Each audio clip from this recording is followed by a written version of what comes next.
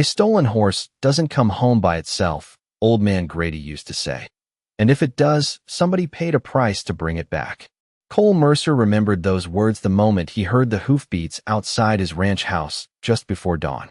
Slow, uneven, dragging through half-frozen mud like whatever was out there had ridden a long, hard road through hell to reach him. The lantern hanging beside his front door rattled softly in the Wyoming wind as Cole sat up from the chair near the fireplace. He had fallen asleep there again, boots still on, one hand resting on the old Winchester across his lap. The fire had burned down low sometime during the night, leaving the room cold enough that his breath showed pale in the dark. Outside, another hoofbeat sounded. Then silence.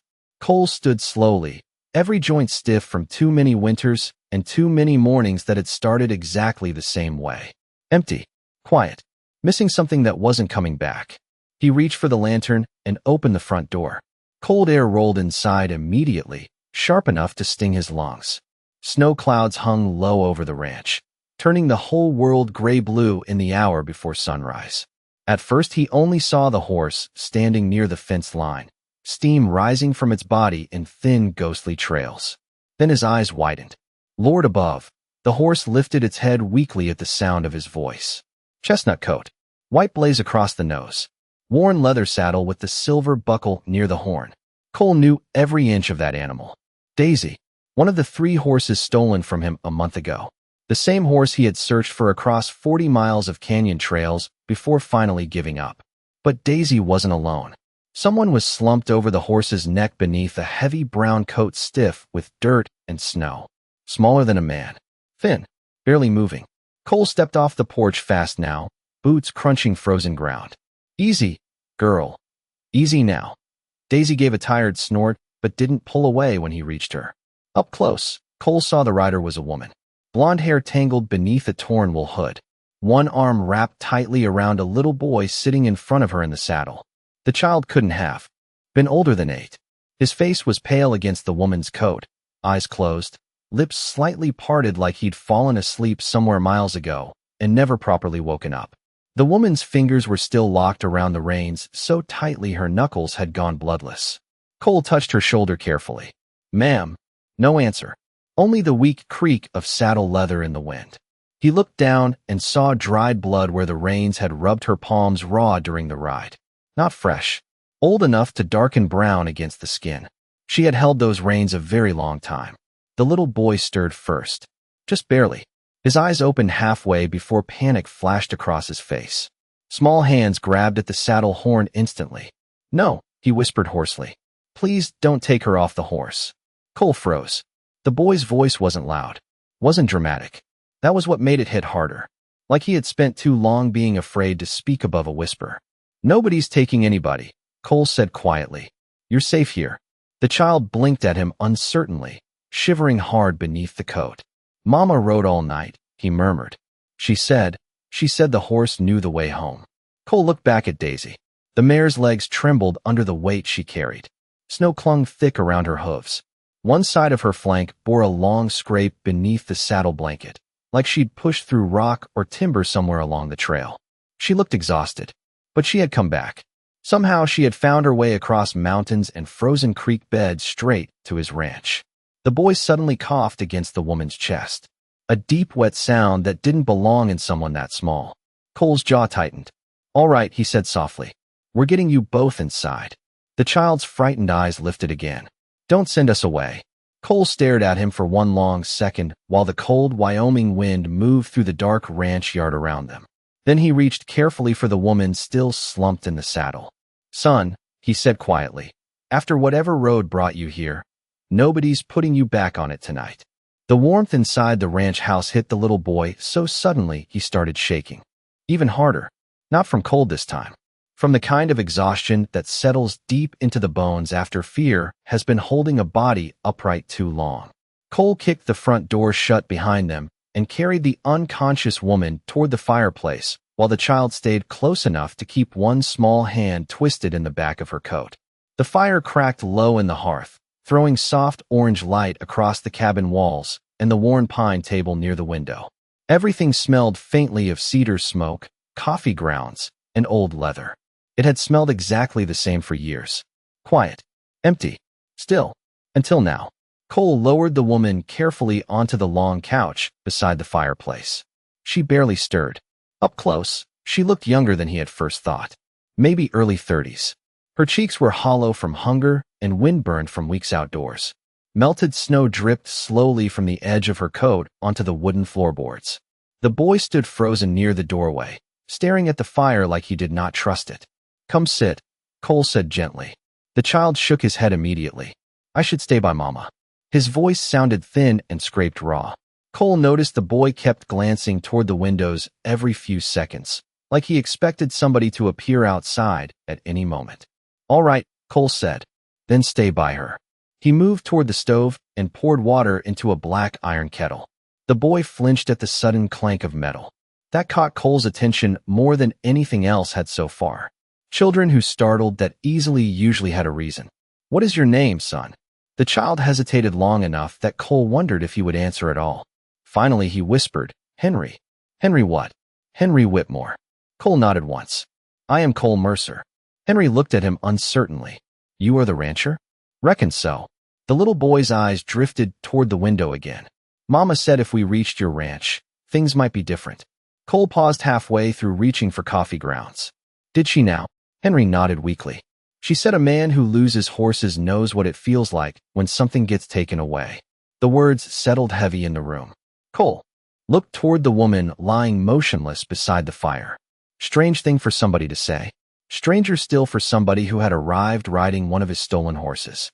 The kettle began to whistle softly. Cole poured hot water into a chipped mug and mixed in a little honey from the jar near the stove. He brought it over slowly and crouched beside Henry instead of towering over him. Drink this. Henry reached carefully for the mug with both hands. His fingers were so cold they could barely hold it steady. He took one sip too fast and coughed hard into his sleeve. Cole noticed immediately how deep the cough sounded. Not just road sickness. Something sitting low in the lungs. How long has he been sick? Cole asked quietly without looking up. The woman's voice startled him. About 2 weeks. Weak. Hoarse. Barely above a whisper. Clara Whitmore's eyes had opened halfway, though she still looked dazed from exhaustion. She tried to push herself upright too quickly and nearly collapsed forward again. Cole caught the edge of the couch before she slid off. Easy now. Her whole body stiffened at the contact. Not dramatic. Not frightened exactly. Just instinctive. Like somebody who had learned to brace for bad news before kindness. Where is Daisy? She asked immediately. Cole glanced toward the stable outside. Federal watered. Resting. Clara closed her eyes briefly at that. Relief moved across her face so fast, and so quietly most men would have missed it. But Cole did not. Thank you, she whispered. Henry suddenly leaned closer to her side. Mama, I told him we made it. Clara touched the boy's hair gently, though her hand trembled badly from fatigue. You did good, sweetheart. Cole watched the two of them in silence for a moment while snow tapped softly against the windows. Something about the scene felt wrong in a way he could not yet explain. Not dangerous wrong. Sad wrong. Like walking into the last chapter of somebody else's hard winter without knowing how the story started. Then Clara slowly lifted her eyes toward him again. Mr. Mercer, she said quietly, before you decide whether to throw us out, there is something you need to know about the men who stole your horses. The room went quiet enough that Cole could hear melting snow dripping from Clara Whitmore's coat onto the floorboards beside the fire. Henry sat close against his mother's side now, both hands wrapped around the warm mug like he was afraid somebody might take it away if he loosened his grip. Outside, the Wyoming wind moved through the stable yard in long, low whistles, rattling the loose chain near the barn door. Clara looked toward the fire before speaking again, her eyes fixed on the flames instead of on Cole. The men who took your horses were not horse thieves, she said softly. Not really. Cole leaned one shoulder against the table near the stove, arms folded across his chest. Then what were they? Clara hesitated. Not the hesitation of somebody making up a lie. The hesitation of somebody deciding how much truth was safe to hand another person. Transport men, she said at last. That is what they called themselves. Something cold moved through Cole's stomach at the way she said it. Henry lowered his eyes into the mug immediately, like he had heard the words too many times already. Transporting what? Cole asked. Clara swallowed once before answering. Children. The fire cracked sharply in the silence that followed. Cole stared at her for several long seconds, unsure if he had heard correctly. You are telling me men rode through Wyoming stealing horses to move children? Clara nodded faintly. Across state lines. Mining camps. Railroad towns. Anywhere nobody asked questions. Henry suddenly pulled the blanket tighter around himself. Mama said not to talk about the cages. Clara closed her eyes briefly. Just for a second. But Cole saw the pain move across her face fast and sharp like a shadow crossing snow. Henry, she said gently, drink your tea. The boy obeyed immediately. Too immediately. Like listening without question had become survival somewhere along the road behind them. Cole uncrossed his arms slowly. How did my horse end up with you? Clara looked toward the window now, toward the dark stable outside where Daisy rested. Because she saved us. Cole frowned slightly. Clara drew a shaky breath before continuing. 3 weeks ago, Henry and I were traveling north through Black Ridge Pass with a supply wagon. I had worked cooking for a mining crew near Casper. We never made it there. Her fingers tightened around the edge of the blanket. The men stopped the wagon after dark. At first I thought they wanted money or supplies. Then I saw the children hidden in the back. Henry whispered quietly into his mug. There were little girls. Cole glanced at him. The boy's voice had changed somehow. Softer now. Far away. One of them kept crying for her mama. Henry continued. Real quiet. Like she thought she was in trouble for being scared. Clara brushed trembling fingers through her son's hair. Do not think about that now. But Henry already was. Cole could see it in the child's eyes. The kind of memory that settles into a boy too young and stays there anyway. Clara continued carefully. I should have kept driving. That is what most people would have done. But one little girl slipped her hand through the wagon slats when nobody was looking. Her voice weakened slightly. She could not have been older than 6. Cole noticed Clara staring into the fire again instead of at either of them. She asked if I knew where her mama was. The room stayed silent. Henry sniffled quietly against the blanket. What happened after that? Cole asked. Clara looked down at her raw hands. I waited until night.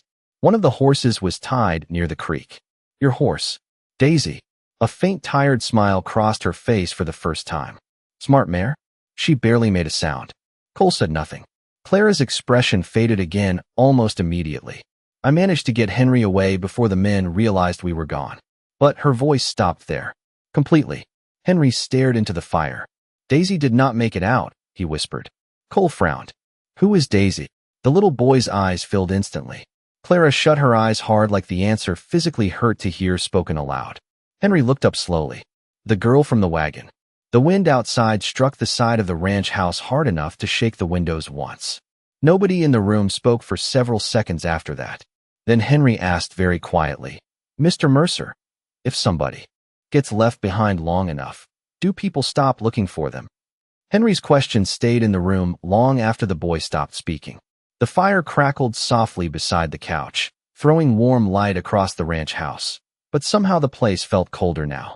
Cole looked at the child sitting there wrapped in an oversized wool blanket with smoke-colored eyes too old for his face. And for one dangerous second, he almost answered honestly. Yes, sometimes people stop looking.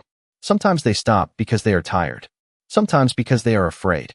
And sometimes because believing somebody might still be out there hurts worse than burying them in your mind. But he did not say any of that.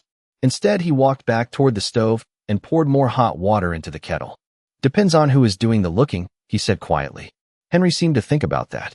Clara sat motionless beside him, exhaustion pulling at every line of her face now that the fear had slowed enough for her body to feel it. Cole noticed she kept one hand resting lightly against her son's shoulder at all times, even while barely able to hold herself upright.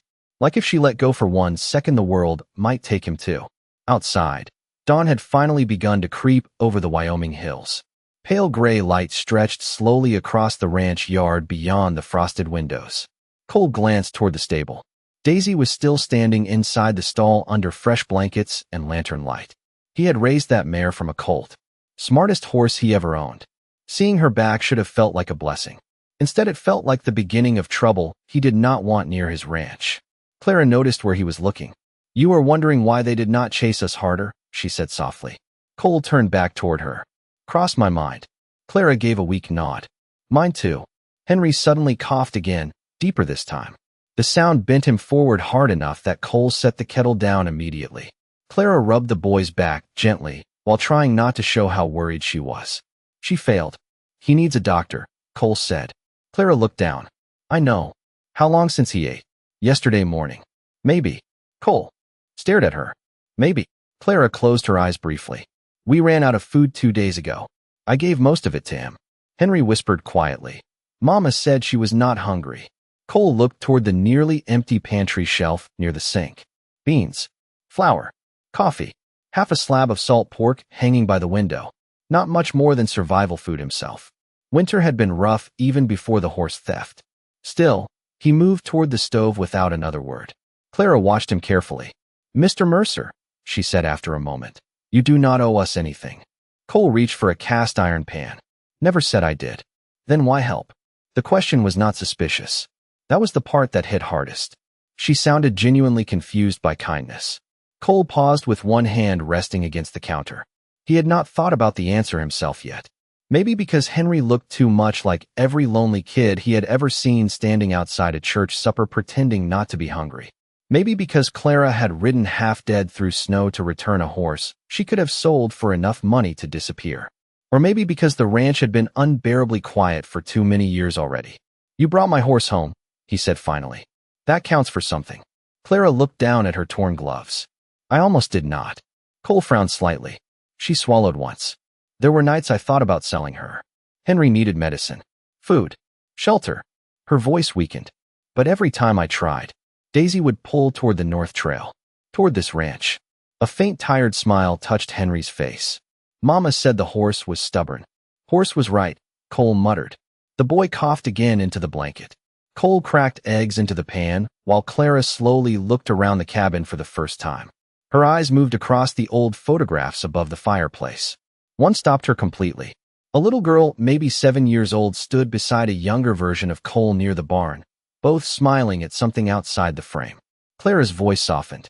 "Your daughter." The room changed instantly. Not loudly, just enough that even Henry noticed. Cole kept his eyes on the stove. "Long time ago." "Clara, look back toward the photograph. She has your eyes." Cole did not answer. The silence stretched carefully between them until Henry suddenly spoke in a sleepy whisper. "Mama, the girl in the wagon had a ribbon like that." Clara stiffened. "Henry." But the boy was already staring at the photograph. "Blue ribbon. Same color." Cole slowly turned around. "What girl?" Henry blinked drowsily toward the fire. "Daisy." The pan on the stove hissed softly behind Cole, while something cold and heavy settled deep in his chest. The smell of eggs and salt pork filled the ranch house slowly, warm and heavy against the cold morning air, but nobody moved toward the table. Henry had drifted half asleep against his mother's side after speaking, his fever making his cheeks glow pink beneath the firelight. Clara kept one arm around him while staring at the old photograph above the fireplace like she wished she had never noticed it. Cole stood near the stove with the pan still in his hand, though he had forgotten about the food entirely. Blue ribbon. Same color. The words settled ugly in his chest because he knew exactly which ribbon Henry meant. The little girl in the photograph had worn it every Sunday for nearly 3 straight years until the fabric faded pale at the edges. His daughter Lucy used to tie it herself with clumsy little fingers and then run to the barn to show him like she had invented something beautiful. Cole swallowed hard and turned back toward the stove before the memories could pull him too far under. "Henry's fever is climbing," Clara said quietly after a moment. Cole nodded once. "There is a doctor in Millfield, about 12 miles east." Clara looked immediately toward the window. Snow had begun falling harder outside, thick white flakes drifting across the ranch yard and sticking to the fence rails. "We cannot ride in that." "No," Cole agreed. "Not today." Clara lowered her eyes again. The fear there was quiet but obvious. She had already started calculating how sick a child could get before winter decided for him. Cole plated the food and carried it to the table. "Eat first." Clara opened her mouth to protest automatically. He cut her off gently. That was not a suggestion. Something about the tone almost made Henry smile sleepily beneath the blanket. Clara finally nodded and guided the boy toward the table. Every movement she made looked careful now, like her body had reached the end of what exhaustion would let it hide. Cole noticed her favoring one leg slightly. Not injured badly. just worn down from too many miles in the saddle. Henry stared at the plate in front of him like he could not believe it belonged to him. "All this is for us?" he asked softly. "Food generally works that way," Cole muttered. The little boy looked at his mother first before touching anything. Clara gave a faint nod. Only then did Henry pick up the fork. Not fast, not greedy. Careful. Small bites like he had learned food disappeared if you trusted it too much.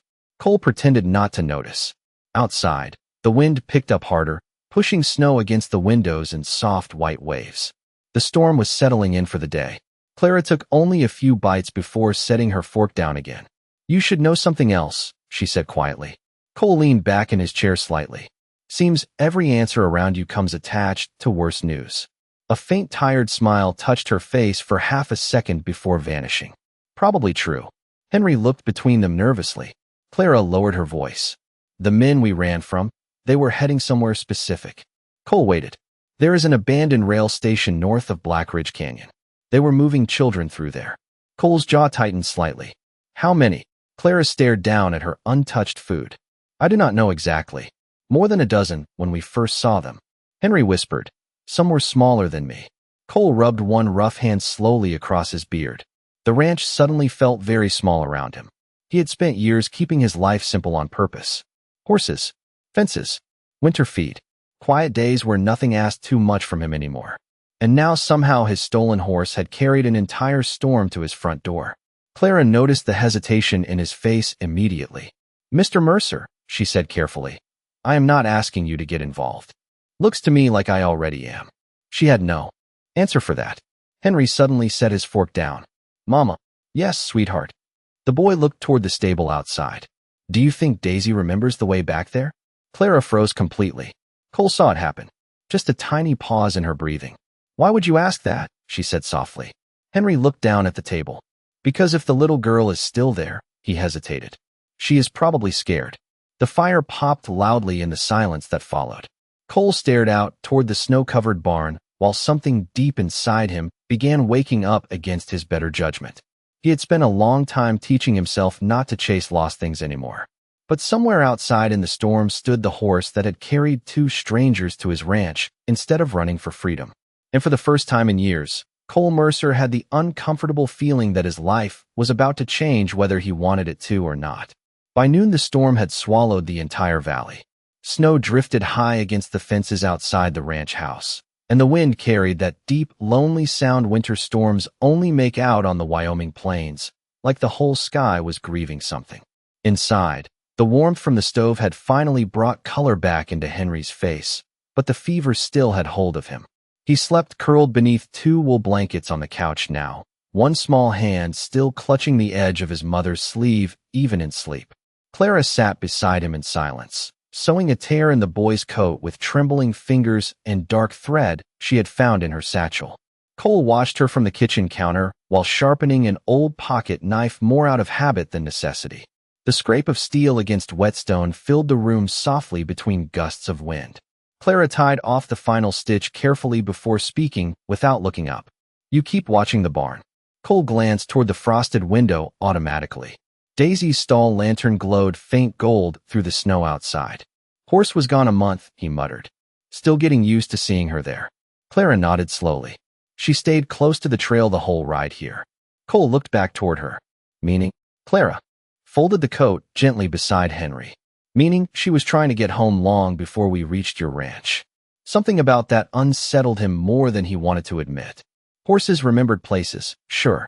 But Daisy had crossed rough canyon country in winter conditions while carrying two starving people. That was not instinct alone. That sounded almost intentional.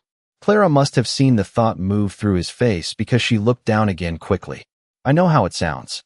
Sounds like the horse knew more than either of us." The room fell quiet again. Snow brushed hard against the windows. Henry shifted in his sleep and whispered something weakly into the blanket. Clara leaned closer immediately. "I am right here, sweetheart." The boy settled again after hearing her voice. Cole noticed how quickly she responded every single time the child moved. No hesitation. No exhaustion strong enough to dull it. Mothers like that did not survive hard roads by accident. Clara slowly rested her hand against Henry's forehead. Her expression tightened. "Still warm." Cole set the knife down. There is willow bark in the cabinet above the sink. Helps with fever some. Clara looked surprised. You know medicine? No, Winters. She managed the faintest smile at that. It disappeared almost immediately when a sound echoed faintly outside through the storm. Horse hooves. Clara stiffened instantly. So did Cole. Not panic. Recognition. The kind born from hearing danger too many times before. Cole crossed to the window carefully and looked through the blowing snow toward the front gate. A rider moved slowly through the white haze outside. Then another behind him. Clara stood immediately despite her exhaustion. No, she whispered. It cannot be. Cole turned slightly toward her. You know them? She shook her head fast. I cannot tell. Henry stirred awake at the sound in her voice. Mama. Cole reached for the rifle leaning beside the fireplace, but did not raise it. Just held it low while moving toward the door. Stay here. Clara stepped forward anyway. Mr. Mercer, stay here. Something in his tone finally made her stop. Cole opened the front door halfway. Wind and snow. Rushed inside immediately. Two riders emerged slowly from the storm toward the porch. Ranch hands from Millfield. Ben Avery and his younger brother Luke. Cole recognized them instantly. Relief crossed Clara's face so fast she nearly collapsed from it. Cole lowered the rifle slightly. Ben pulled his horse to a stop near the porch and tipped snow off his hat. Mercer, he called over the wind. Sheriff said your horse came back. Cole frowned. Sheriff talks too much. Ben glanced toward the stable. Town's already buzzing. Folks saying a woman rode in with the mare. Clara appeared quietly behind Cole before he could stop her. Ben's eyes landed on her immediately, then on Henry half hidden behind the couch blankets inside. The older ranch hand's expression changed. Not cruel, just cautious. Morning, ma'am. Clara lowered her eyes slightly. Ben looked back toward Cole. Sheriff asked questions. Figured I would ride out first before he decided to do it himself. Cole's jaw tightened. That was not good news. Luke shifted nervously in the saddle beside his brother. There is more, the younger man said quietly. Tracks were spotted near Black Ridge yesterday. 3 riders heading south. Clara's face drained of color instantly. Ben noticed. You know something about that? He asked carefully. Before Clara could answer, Henry suddenly whispered from the couch behind them, his fevered voice small and frightened beneath the sound of the storm. Mama, they found us. The fear in Henry's voice changed the air inside the ranch house faster than the winter wind blowing through the open doorway. Ben Avery glanced toward the little boy on the couch, then back toward Clara Whitmore standing pale beside the fireplace. Nobody spoke for a moment. Snow drifted across the porch between the horses outside, while the storm groaned low over the valley. Cole finally stepped aside and motioned toward the warmth inside. You two are tracking snow all over my floor. Either come in or head back to town. Ben removed his hat slowly and ducked through the doorway first, Luke following behind him with nervous eyes. The younger ranch hand kept glancing toward Clara like he was trying to decide whether she looked dangerous or simply exhausted. Most folks in Wyoming had learned those could look alike sometimes. Cole shut the door behind them. Henry pulled the blanket tighter around himself when the strangers stepped closer. Clara sat beside him immediately, one hand rubbing slow circles across his back while he tried to stop coughing. Ben noticed. Whatever suspicion he had carried in from the storm softened slightly. Boy sounds rough, he muttered. Fever, Cole said. Been riding too long in winter weather. Luke stamped snow from his boots near the door. Sheriff Dalton thinks the woman might be tied to the horse theft. Clara lowered her eyes instantly at the words. Henry pressed closer against her side. Cole leaned one shoulder against the table near the stove. Sheriff Dalton thinks whiskey is a food group. I did not ask what he thinks. Ben almost smiled at that before his expression turned serious again. Cole, 3 riders near Black Ridge during a storm like this is not normal. Cole nodded once. He knew that already. Nobody crossed canyon country in heavy snow unless they had a reason strong enough to risk freezing for. Ben looked toward Clara carefully. Ma'am, if somebody is after you, it would help to know who. Clara hesitated again. Cole had started noticing she always paused before answering direct questions, like every truth had become dangerous somewhere along the road behind her. Finally, she spoke quietly. One of the men was called Mercer Kane. Cole frowned immediately. Ben's expression darkened. Even Luke went still. You know him? Clara asked softly. Ben let out a slow breath through his nose. Everybody north of Casper knows that name. Henry looked between the adults nervously. Who is he? Nobody answered right away. Finally, Cole spoke. A drifter. Smuggler sometimes. Runs with bad men. Ben added quietly. And he likes making people disappear where nobody asks questions. Clara closed her eyes briefly, like hearing the name spoken aloud confirmed something she had hoped was not true. Luke rubbed his gloves together near the fire. Sheriff says Kane used to move supplies through abandoned rail camps. Clara looked up sharply. At that. Black Ridge Station? Luke nodded slowly. How did you know? Henry whispered weakly. That is where the children were. Silence fell hard across the room. Even the wind outside seemed quieter for a second. Ben stared at Clara now with a completely different expression. Not suspicion anymore. Concern. Dear God, he murmured. Clara swallowed hard. I tried to tell the sheriff in Red Hollow 3 weeks ago. He said there was no proof. Cole's jaw tightened slightly. He had heard that sentence too many times in his life. No proof usually meant nobody wanted trouble badly enough to go looking for it. Henry suddenly looked toward the front windows again. If they tracked Daisy. He stopped there, fear taking over the rest of the sentence. Clara hugged him closer immediately. Cole watched the child carefully. Henry did not look scared of getting caught. He looked scared somebody else would suffer because of him. That was different. Ben removed his gloves slowly and stepped closer to the fire. Storm might bury the tracks before morning, he said. Could buy some time. Clara shook her head faintly. Mercer Kane does not stop because weather gets difficult. Cole noticed the way her hands trembled when she spoke the man's name. Not dramatic fear. Familiar fear. The kind that comes from surviving something once and knowing exactly how close it came to ending badly. Luke suddenly looked toward the photograph above the fireplace. Lucy would have been around that boy's age now, huh? The room changed instantly again. Ben shot his younger brother a quick warning glance, but the words were already out. Henry looked toward the photograph curiously. Clara lowered her eyes. Cole stood motionless beside the stove for one long second before answering. Close enough. Luke realized too late he had stepped into something painful. Sorry, Cole. I know what you meant. Silence returned. Heavy this time. The fire cracked softly while snow slid from the roof outside in thick frozen sheets. Then Henry asked something so quietly everybody almost missed it. Did your little girl disappear too? Cole looked toward the boy slowly. Henry's fever-bright eyes held. No curiosity in them. Only recognition. Like somewhere inside that frightened child was a lonely understanding no 8-year-old should have carried. Cole stared at the fire a long moment before answering. No, he said quietly. But losing somebody feels the same either way after enough years pass. The storm did not let up by nightfall. Wind rattled the ranch house hard enough to make the lantern above the kitchen table sway gently back and forth, throwing moving shadows across the walls. Ben Avery and his brother had stayed longer than planned, mostly because the roads had disappeared beneath fresh snow, but partly because none of them liked the thought of Clara Whitmore and her son being alone if Mercer Kane truly was somewhere near Black Ridge. Henry slept again beneath the blankets by the fire, his breathing uneven but calmer after willow bark tea and warm food finally settled into him. Clara sat beside the couch in the old rocking chair near the hearth, though she had drifted asleep herself sometime after sunset. One hand still rested lightly against Henry's arm. Even unconscious, she did not let herself get far from him. Cole stood near the window with a coffee mug cooling in his hands while he watched the storm bury the ranch inch by inch.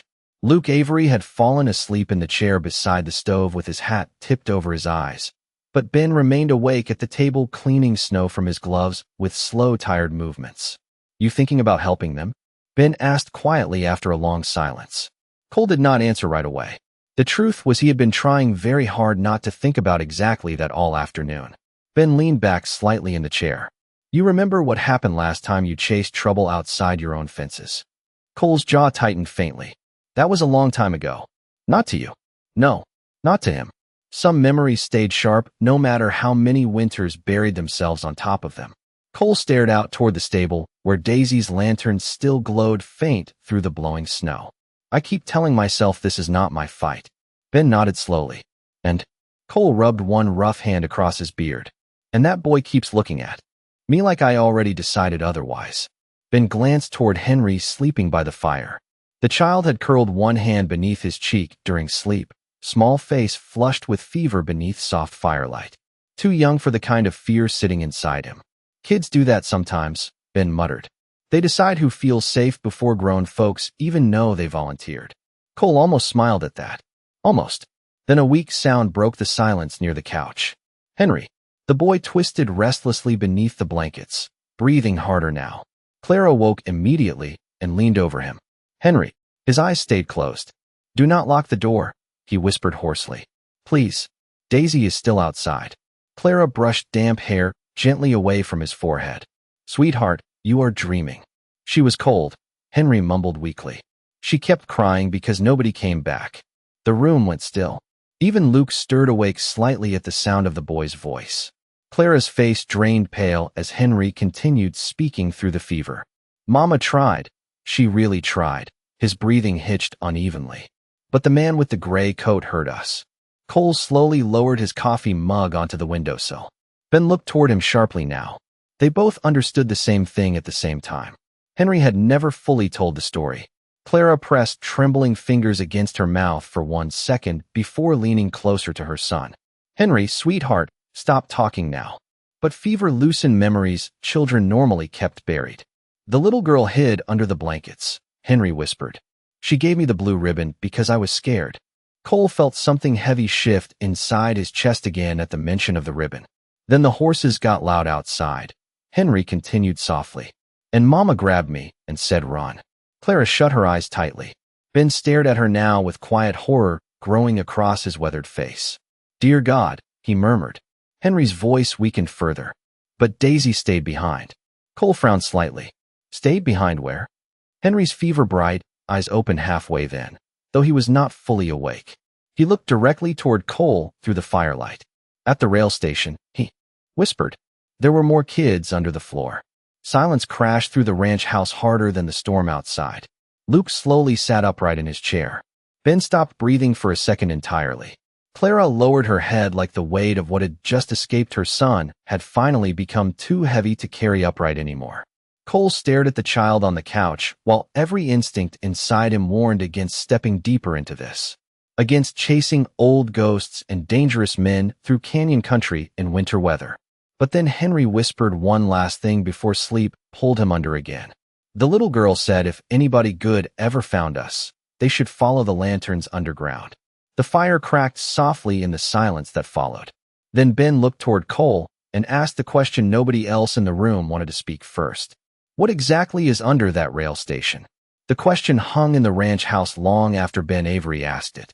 Outside, the storm kept rolling across the Wyoming plains in heavy white waves. But inside the only sound was the crackle of firewood and Henry's uneven breathing from the couch. Clara sat beside her son with both hands wrapped tightly together in her lap now, staring into the flames like she already knew there was no way to answer without dragging everyone in the room deeper into something terrible. Cole finally broke the silence. Start from the beginning. Clara closed her eyes briefly. She looked exhausted enough to fall apart if somebody spoke too loudly near her. But after a moment, she nodded faintly. The station used to be part of an old mining route years ago, she said quietly. Freight trains stopped running through there after a tunnel collapse further east. Most people think the place is abandoned. Ben frowned. Most people. Clara swallowed once. The men repaired part of the underground storage tunnels beneath the station. Luke shifted uneasily near the stove. Storage tunnels? Clara nodded slowly. Coal rooms. Supply passages. Hidden loading areas from the old railroad days. Cole felt something cold settle deeper in his stomach. Wyoming had dozens of forgotten places buried under mountains. And snow. Old mining shafts. Rail tunnels. Empty camps. Places where nobody asked questions because nobody wanted to go near them anymore. Clara's voice weakened slightly. The children were hidden below the station during the day. At night the men moved some of them farther south. Ben stared at her. For what? Clara looked down immediately. I do not know everything. But something in her expression said she knew enough. Henry stirred weakly beneath the blankets again. There were lanterns under the floor, he whispered sleepily. Little ones hanging on hooks. Cole moved closer to the couch. Henry. The boy opened tired eyes halfway. Can you tell me how many children were there? Henry blinked slowly, trying to think through the fever. A lot, he whispered. Some were little. His breathing hitched. One baby cried all night. Clara brushed trembling fingers through his hair again. That is enough, sweetheart. But Henry kept speaking softly toward Cole. The girl named Daisy used to sing to them. The room went still again. Cole crouched slightly beside the couch. What kind of girl was she? Henry stared into the fire. Brave. One word. Small and simple. Somehow heavier than anything else the child had said all night. She shared her blanket. Henry continued weakly. And she gave me half her bread because I was sick. Clara's face crumpled slightly before she turned away toward the fireplace. Ben removed his hat slowly and held it against his knee. Luke stared down at the floorboards in silence. Even Cole felt something tightening painfully inside his chest now. A little girl trapped underground somewhere in winter country, trying to comfort other frightened children while grown men looked the other way. Henry's voice dropped lower. She told me not to be scared because good people still existed. Cole looked toward the fire for one long second after hearing that. Then he stood slowly. Clara noticed the change in him immediately. Mr. Mercer. How far to the station from here? Ben answered before she could. Maybe 18 miles through Black Ridge if the snow settles by morning. Clara shook her head instantly. You cannot go there. Cole looked at her calmly. Why? Because Mercer Kane will not leave witnesses alive if he realizes somebody knows about the tunnels. Ben glanced sharply toward her choice of words, but said nothing. Clara lowered her voice. You do not understand the kind of men these are. Cole walked toward the window and stared out into the storm-covered darkness beyond the ranch. No, he said quietly. I understand exactly. Clara stood despite her exhaustion. Then you know this is not worth dying over. Cole looked back toward her slowly. Firelight moved across his face, catching the tired lines around his eyes. Maybe not. His voice stayed calm. Steady. But leaving children buried underground while I sit beside a warm stove does not seem worth much either. Clara stared at him in silence. Ben let out a slow breath through his nose like he had already expected that answer. Luke muttered quietly. Sheriff is never going to approve riding into Black Ridge during a storm. Cole grabbed his coat from the hook near the door. Good thing I did not ask him. Clara stepped toward him immediately. Mr. Mercer, please. He paused. Her eyes glistened in the firelight now, not from weakness, but from something closer to guilt. Daisy might not even still be there, she whispered. The men could have moved, everyone already. Henry suddenly spoke from the couch again, barely awake now. She promised she would leave the blue ribbon where somebody good could find it. Cole looked back toward the child.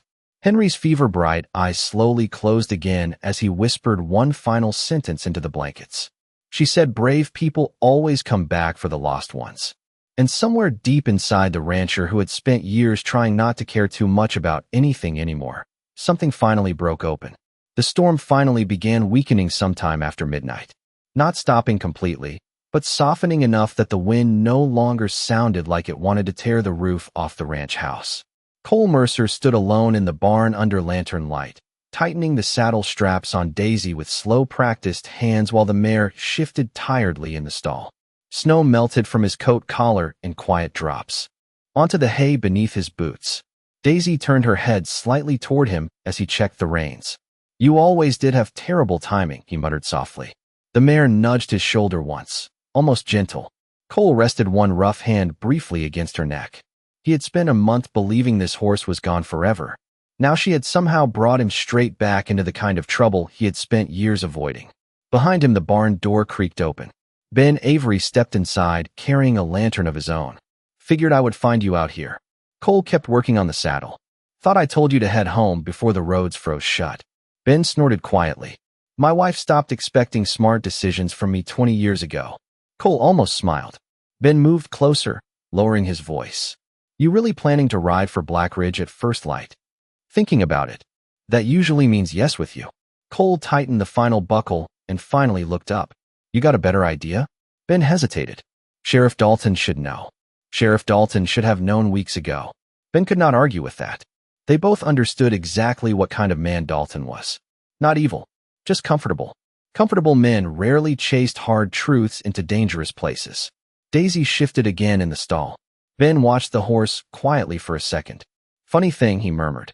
She should not have been able to find her way back through that storm carrying two people. Cole looked toward the mare. I know. Ben frowned slightly, almost like somebody guided her. The words settled strangely in the cold barn air. Cole did not answer, because part of him had already been thinking the same thing. Henry's stories about the little girl, the ribbon, the horse refusing to leave the trail north. None of it fit together cleanly, but somehow it all pointed the same direction anyway. Toward Black Ridge. Toward somebody still waiting underground. Back inside the ranch house, Clara Whitmore sat awake beside the fire with a blanket wrapped tightly around her shoulders. She had not slept since Cole walked outside. Henry finally rested peacefully for the first time since arriving, his fever slightly lower now. Clara watched the flames quietly until she heard boots returning across the porch. Cole stepped inside carrying cold air and snow with him. Clara looked up immediately. "You are leaving." It was not a question. Cole removed his gloves slowly near the door. At daylight, Clara stared into the fire for several seconds before speaking again. "Then I am coming with you." "No," the answer came instantly.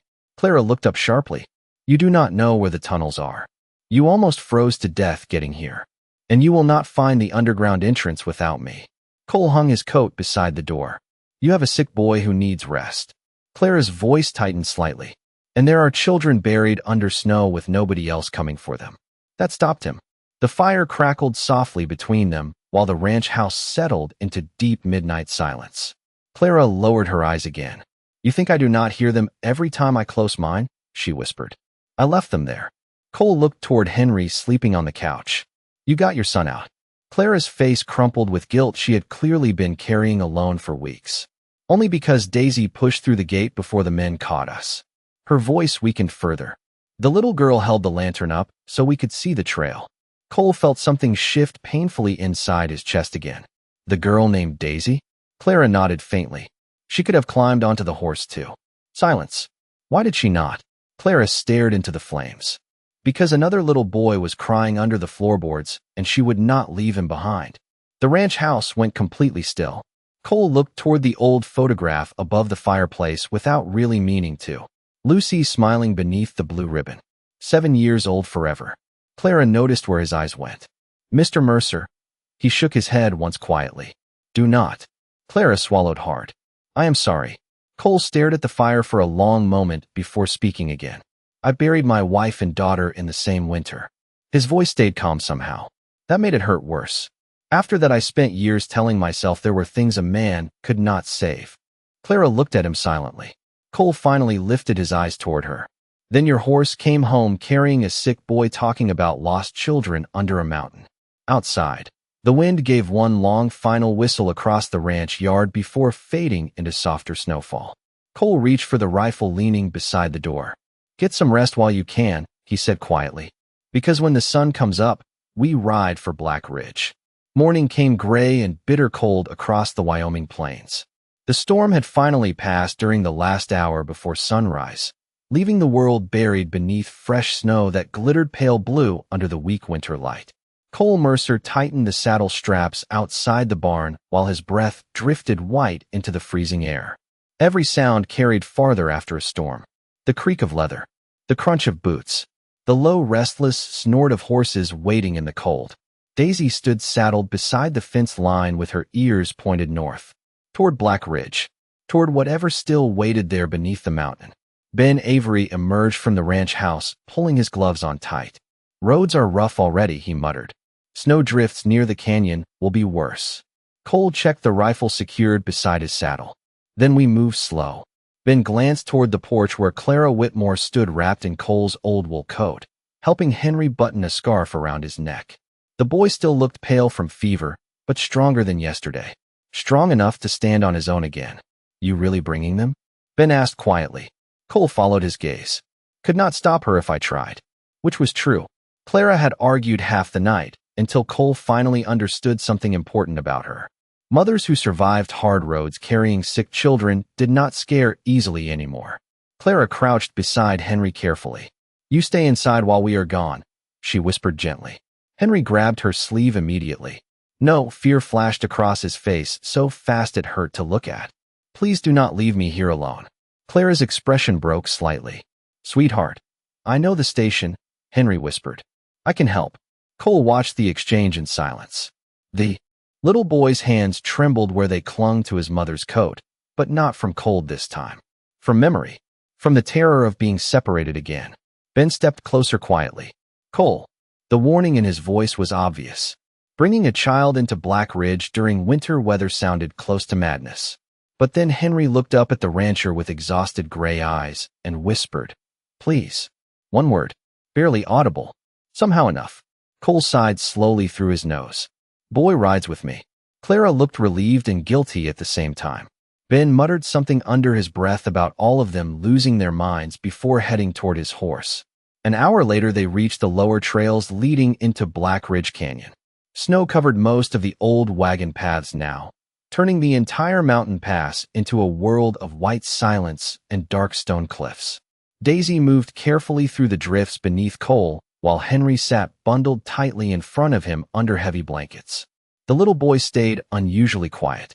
Every few minutes his eyes scanned the canyon walls nervously, like he expected danger to appear from behind every rock. Clara rode close beside them on Ben's spare horse. "The station is past the East Ridge," she said softly, "near the collapsed tunnel entrance." Cole noticed her hands tightening on the reins the farther north they rode. She remembered this road too well. Around midday, the canyon narrowed sharply between two steep walls of black stone. Wind moved through the gap, carrying a hollow sound almost like distant voices. Henry suddenly stiffened beneath the blankets. "Stop." Cole pulled Daisy to a halt immediately. "What is it?" The boy stared ahead toward the snow-covered cliffs. "There." He pointed weakly toward something half-buried beside the trail. Cole dismounted carefully and pushed through knee-deep snow toward the object sticking out beneath the drift. A lantern. Rusted. Broken glass. He brushed more snow away slowly and saw a faded blue ribbon tied around the handle. The same shade as the ribbon in Lucy's photograph. Clara covered her mouth sharply behind him. Ben removed his hat in silence. Henry whispered from the saddle, "That was hers." Cole stared at the ribbon while something cold and painful moved through his chest. Not coincidence anymore. Not random chance. Somebody had left this here on purpose. A marker. A trail. Then Luke Avery's voice echoed suddenly from further up the canyon, where he had ridden ahead, scouting the path. "Cole." Urgency cracked through the cold mountain air. "You better get up here." Cole grabbed the lantern immediately and shoved through the snow toward the bend ahead. The others followed fast behind him. Then they saw it. Half hidden beneath snow and broken timber at the base of the canyon wall stood the remains of the old Black Ridge rail station. Windows shattered. Roofs sagging under winter ice. Rusted tracks disappearing into white drifts. And above the buried entrance hung 3 lanterns gently swaying in the wind beneath the mountain overhang. One of them still burned. The lantern should not have still been burning. That was the first thing Cole Mercer thought as he stared at the 3 lights swaying beneath the snow-covered station roof. Wind pushed through the canyon in long, icy breaths. Yet the flames inside the glass lanterns flickered steady and alive like somebody had tended them recently. Ben Avery moved his horse closer beside Cole's. "Somebody is here." Cole nodded once slowly. Daisy shifted beneath him uneasily, ears pinned toward the station entrance. Henry tightened beneath the blankets in front of the rancher. "The tunnel door is inside," the boy whispered. "Behind the ticket room." Clara stared at the station like she had stepped back into a nightmare she never truly escaped. Her face had gone completely pale beneath the winter light. "When we fled," she said quietly, "the men were loading supplies into the lower rooms." Luke glanced around nervously at the empty canyon. "I do not like how quiet this place is." Neither did Cole. Snow covered the old rail tracks in thick drifts, muting every sound except the creak of the hanging lanterns overhead. No horses, no voices, no smoke rising from the station chimney. Just silence, the kind that made a man feel watched even when he could not prove it. Cole dismounted slowly and lifted Henry down into Ben's arms. "Keep him outside." Henry grabbed his sleeve instantly. "Mr. Mercer." Cole crouched slightly in the snow so they were eye level. "You stay with Ben. Understand." The boy swallowed hard but nodded. Then he reached into the pocket of his coat and pulled out something small wrapped tightly in cloth. "Daisy gave me this." Cole frowned slightly as Henry unfolded the cloth bundle carefully with trembling fingers. Inside lay a tiny silver button shaped like a flower, worn old at the edges. "She said if somebody kind ever came back," Henry whispered, "show them this." Clara gasped softly behind them. That was her mother's. Cole looked toward her. Clara's eyes had filled with tears she was trying hard not to let fall. She never let anybody touch it. The rancher closed his fingers carefully around the button. Small thing. Barely weighed anything. Somehow it felt heavier than the rifle on his back. Ben shifted Henry higher against his coat. Be quick in there. Cole nodded once. Then he and Clara moved toward the station entrance together while Luke stayed outside watching the canyon trail. The old station door groaned open beneath Cole's hand. Cold air rolled out carrying the smell of dust, damp wood, and burned lantern oil. The waiting room beyond looked frozen in time. Broken benches, rusted ticket window, snow drifting through cracks in the roof onto faded railroad posters peeling from the walls. Clara stopped just inside the doorway. The tunnel entrance is behind the office. Cole noticed how tightly she gripped the lantern in her hands. Fear moved through her now openly. Not for herself anymore. For whoever might still be below them. They crossed the station floor slowly. Every footstep echoed too loudly in the silence. Then Clara suddenly stopped. Wait. Cole turned immediately. She pointed toward the wall near the old ticket counter. Tiny marks scratched into the wood. Short, uneven lines grouped together. Cole stepped closer and realized what they were. Height marks. Children measuring themselves against the wall. Some low near the floor. Some higher. One tiny set had a crooked flower drawn beside it. Clara pressed trembling fingers against her mouth. Dear God. Cole stared at the little flower carved into the wood while something twisted painfully inside his chest again. Lucy used to draw flowers on everything. Barn walls. Fence posts. Even his boot once when she was 5 years old and convinced leather looked lonely plain brown. Clara suddenly whispered, Listen. At first Cole heard only the wind moving through cracks in the station roof. Then faintly beneath that came another sound. Very soft. Like metal shifting somewhere underground. Both of them froze completely. Another sound followed. A child coughing. Cole grabbed the lantern tighter immediately. Clara's eyes widened with terrified hope. They are still here. The rancher moved toward the back office fast now. Behind the collapsed desk stood a heavy iron hatch half hidden beneath old crates, and snow drifted through broken boards. The hatch hung slightly open. Fresh boot prints marked the floor nearby. Not old. Recent. Cole crouched beside the opening and lifted the lantern lower into the darkness beneath the station. Stone steps disappeared underground into flickering shadows. Then a weak, frightened voice drifted upward through the tunnel. Please, Clara covered her mouth sharply. The little voice trembled again from somewhere deep below them. Did somebody come back for us? For one frozen second nobody moved. The weak little voice drifting up through the tunnel sounded so small beneath the mountain that it barely felt real at all. Then Clara Whitmore started crying quietly beside the hatch. Not loud, not dramatic. Just the exhausted sound of somebody who had carried guilt too far and suddenly realized hope was still alive underneath it. Cole Mercer lowered the lantern into the darkness and called down carefully. You are all right now. We came back for you. Silence answered him at first. Then another frightened cough echoed softly below. Really? A little voice whispered. Cole felt his throat tighten unexpectedly. Really? He stepped onto the stone stairs carefully, rifle slung low behind his back and lantern held high enough to light the narrow tunnel descending beneath the station. Clara followed close beside him despite trembling so badly she nearly slipped twice on the icy steps. The underground passage smelled damp and cold like old coal dust buried beneath years of forgotten winters. Rusted lantern hooks lined the stone walls exactly the way Henry described. Some still held tiny burned-down candles. At the bottom of the stairs the tunnel opened into a wide storage room reinforced with old timber beams. Blankets covered the floor in one corner beside stacked supply crates. Small footprints marked the dirt everywhere. And huddled near the far wall beneath a dim lantern sat 5 frightened children staring back toward the strangers in stunned silence.